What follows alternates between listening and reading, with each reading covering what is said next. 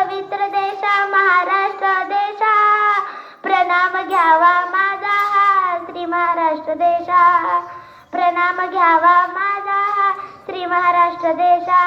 आदरणीय व्यासपीठावरील सर्व मान्यवर गुरुजन वर्ग व येथे जमलेल्या माझ्या देश बांधवांनो, मी गार्गी प्रीतम गवंडी तुम्हा सर्वांना प्रजासत्ताक दिनाच्या शुभेच्छा देते. मित्रांनो, आजचा दिवस म्हणजे फक्त सुट्टीचा आणि ध्वजारोहणाचा दिवस नाही, तर आजचा दिवस म्हणजे आपल्या अस्तित्वाचा आणि आपल्या सन्मानाचा दिवस आहे.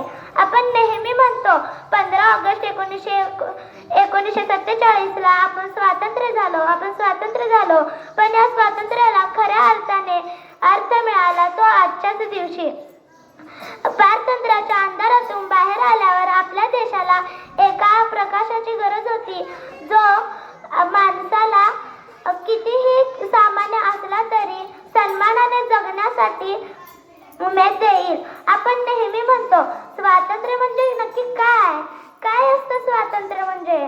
तर स्वातंत्र्य म्हणजे परकीयांच्या राजवटीतून मुक्त झालं म्हणजे स्वातंत्र्य नाही, तर स्वातंत्र्य म्हणजे स्वतःचे कायदे, स्वतःचा हक्क, स्वतःची जबाबदारी म्हणजे स्वातंत्र्य होय. आपल्या देशाला स्वतःच्या पायावर उभं करण्याचे स्वप्न थोर नेत्यांनी पाहिले आणि त्या सत्यात त्यांनी उतरण्यासाठी संविधानाचं रोपटं लावलं.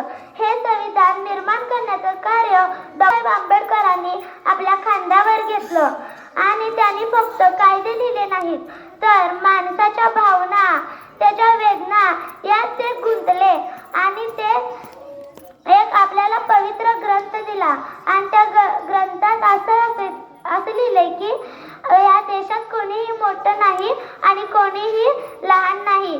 26 जानेवारी 1950 रोजी हे संविधान अंमलात आलं आणि आपण खऱ्या अर्थाने प्रजासत्ताक झालो.